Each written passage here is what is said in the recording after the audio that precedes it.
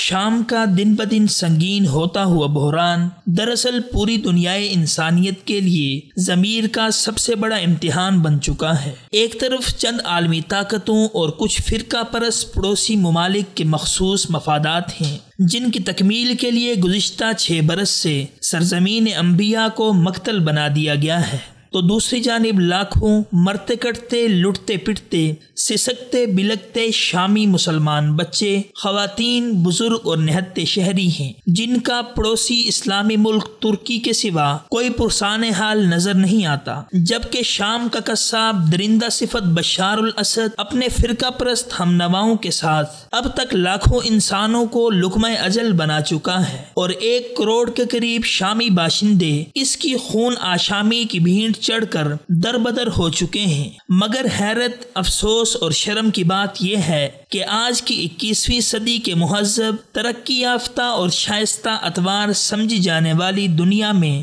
کوئی ایسی طاقت، فورم، ملک یا ادارہ نہیں ہے جو انسانیت کے خلاف ان بدترین جرائم پر ظالم و جابر کا ہاتھ پکڑ سکے۔ حالانکہ دوسری طرف معیار تو یہ ہے کہ جب بھی کسی مغربی ملک میں دہشت گردی کا کوئی بھی واقعہ رونما ہوتا ہے تو ساری دنیا چیخ اٹھتی ہے، عالمی ادارے دوڑے دوڑے آ جاتے ہیں اور عالمی میڈیا پر انسانیت کی نوحہ شروع ہو جاتی ہے۔ بس ایسے واقعات کو ہی بنیاد بنا کر مغرب کی جانب سے دہشت گردی اور انتہا پسندی کے انسداد کا نعرہ بلند کیا جاتا ہے۔ یوں عالم اسلام کے خلاف ایک نئی صف بندی تشکیل پا جاتی ہے، جبکہ اس کے برعکس دنیا کے کسی حصے میں مسلمانوں کا جب خون بہایا جاتا ہے اور انہیں ظلم و تشدد کا نشانہ بنایا جاتا ہے تو کہیں سے بھی انصاف کی کوئی صدا بلند نہیں ہوتی۔ یقیناً یہ طرز عمل دنیا کو یہ واضح پیغام دے رہا ہے کہ عالمی طاقتیں انسانیت کے درمیان ایک محسوس اور واضح تفریق کی قائل ہیں، اور یہ طاقتیں اسی کے تحت اپنی پالیسیاں اور لائے عمل ترتیب دیتی ہیں۔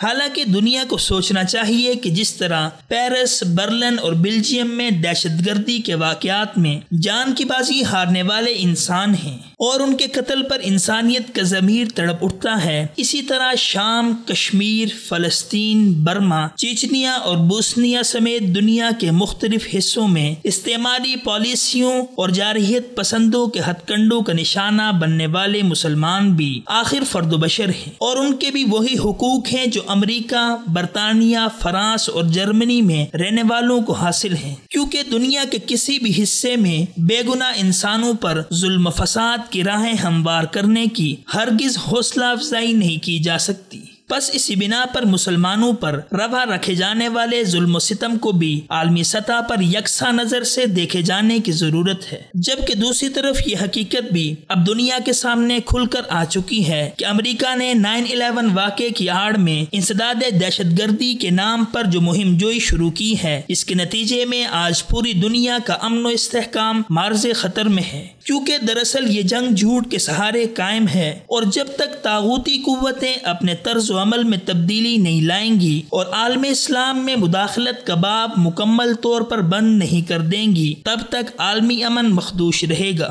پس اگر دنیا واقعتاً امن و سکون اور چین و عافیت کی متلاشی ہے تو پس اسے امریکہ اور اس کے ہم نواؤں کی سرپرستی میں اسلام اور مسلمانوں کے خلاف تعصب اور نفرت پر مشتمل جنگ کے سدباب کی کوششیں تیز کرنا ہوگی، کیونکہ امن ہر شخص کی ضرورت ہے، لیکن اس ضرورت کی تکمیل اسی صورت ممکن ہو سکتی ہے جب پرامن بقائے باہمی کا اصول اپنایا جائے گا۔ لہٰذا اگر شام کے مسئلے پر منافقت پر مبنی پالیسیاں ترک نہ کی گئیں اور شامی عوام کو بشار خاندان کی جابرانہ آمریت بلکہ نسل کشی سے نجات دلانے کی سنجیدہ کوششیں نہ کی گئیں تو مستقبل میں اس کے نتائج بھیانک انداز میں سامنے آئیں گے۔ پس ضرورت اس امر کی ہے کہ دنیا کے منصف مزاج، سلیم الطبع اور باشعور طبقات کھل کر میدان عمل میں آئیں اور شام سے متعلق عالمی طاقتوں کی دوہری پالیسیوں کی مخالفت و مزاحمت کر کے شامی عوام کو امن سے رہنے کا حق دلائیں، تاکہ انسانیت کی بقا کو لاحق خطرات کا تدارک کیا جا سکے اور کرۂ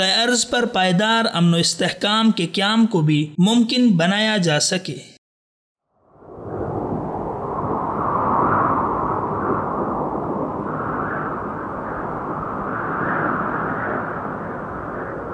اخوت و محبت کا علم بردار وصال اردو۔